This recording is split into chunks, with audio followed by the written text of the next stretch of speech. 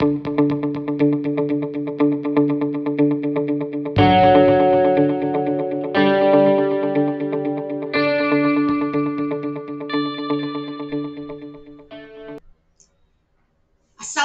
warahmatullahi wabarakatuh dan salam sejahtera murid-murid, terutama murid-murid tahun 6. Baiklah, berjumpa lagi bersama dengan Cikgu Ji. Hari ini kita teruskan lagi dengan pembelajaran kita iaitu PDPR. Baiklah murid-murid, Cikgu Ji harap murid-murid telah bersedia dengan modul PDPR yang telah dibekalkan kepada murid-murid sebelum cuti sekolah yang lalu, dan juga buku teks dan juga peralatan menulis. Baiklah, sekiranya murid-murid telah bersedia, ayo kita mulakan belajar sekarang. Baiklah, modul PDPR Bahasa Melayu tahun 6, tajuk kita pada hari ini ialah Juara Persembahan Multimedia. SP 2.3.1 murid membaca dan memahami teks. Baiklah, sebelum kita membuat tugasan, kita hendaklah terlebih dahulu membaca arahan. Baiklah murid-murid, cikgu harap murid-murid fokus. Arahan kita hari ini ialah pertama, murid-murid dikehendaki membaca teks muka surat 80 buku Bahasa Melayu tahun 6. Yang kedua, murid-murid dikehendaki membaca sekurang-kurangnya 2 perenggan. Ketiga, membaca perenggan dengan sebutan yang jelas dan intonasi yang betul. Keempat, murid-murid hendaklah merakam audio sekurang-kurangnya 2 perenggan petikan teks tersebut. Maksudnya merakam audio ini hanya suara murid-murid sahaja. Sekurang-kurangnya 2 perenggan, iaitu 2 perenggan sahaja petikan teks. Kelima, murid-murid melengkapkan jadual ragam ayat. Baiklah, seterusnya cikgu harap murid-murid dah faham arahan tersebut ya. Seterusnya, ayuh murid-murid kita baca, murid-murid semak buku teks murid-murid muka surat 80. Murid-murid dengar dahulu cikgu Ji baca, kemudian murid-murid membaca perenggan tersebut dan murid-murid hendaklah merakam dengan sebutan yang betul dan intonasi yang tepat. Baiklah, bersedia murid-murid? Juara Persembahan Multimedia. Waktu rehat masih berbaki 15 minit. Pesan, Darshini dan Marsha kelihatan sedang rancak berbual di kantin. Perbualan mereka berkisar tentang projek multimedia yang bertajuk Perpaduan Teras Kejayaan. Projek itu diusahakan oleh mereka bertiga.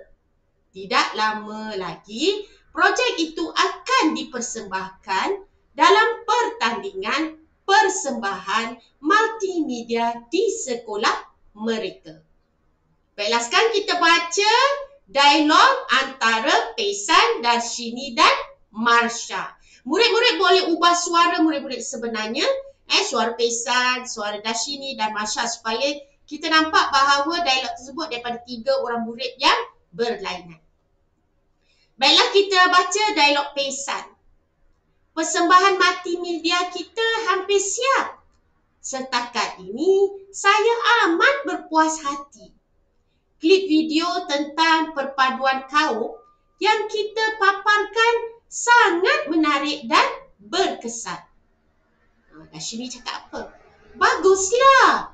Namun, saya fikir persembahan itu akan lebih menarik jika kita menggunakan alunan muzik tradisional sebagai muzik latar.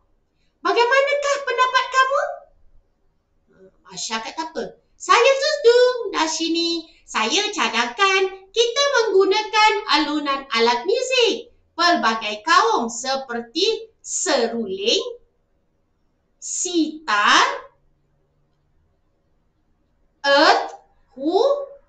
dan sompoton. Ini dia.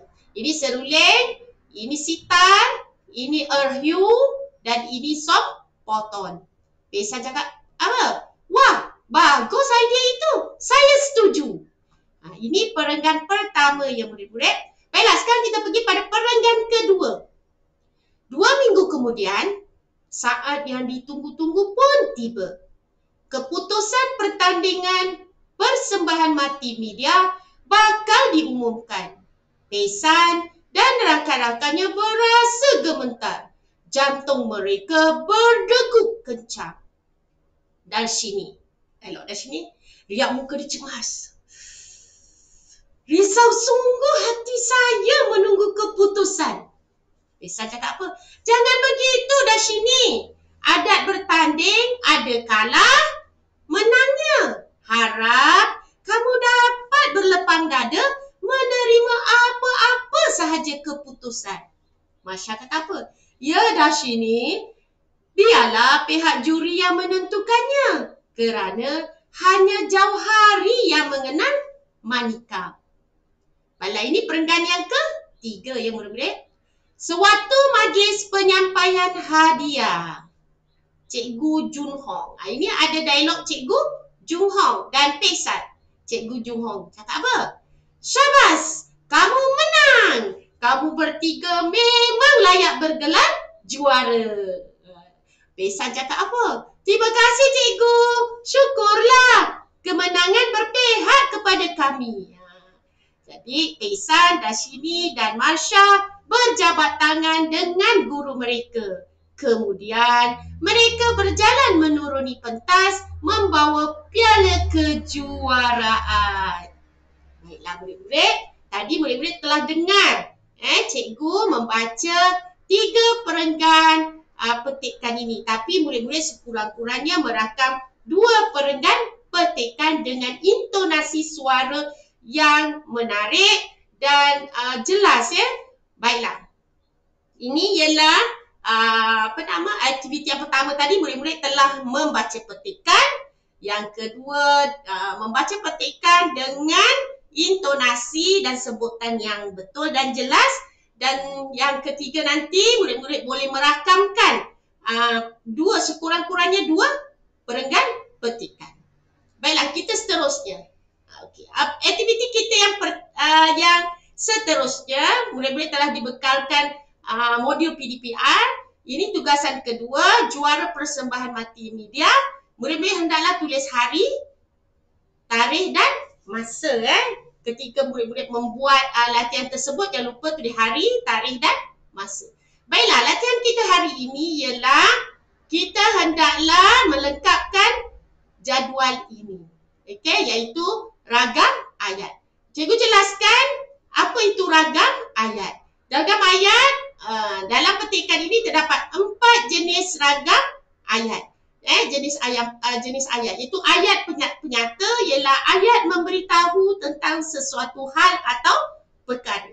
Kemudian ragam ayat yang kedua ialah ayat tanya. Ayat tanya ialah ayat untuk bertanyakan soalan dan diakhiri dengan tanda soal.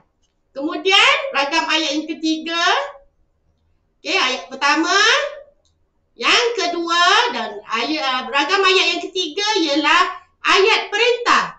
Ayat perintah apa ya murid-murid? Ayat perintah ialah ayat yang menyuruh seseorang melakukan sesuatu perkara. Dan ragam ayat yang keempat ialah ayat seruan. Ayat seruan ialah ayat yang melahirkan perasaan dan diakhiri dengan tanda seru. Itu ialah ayat seruan.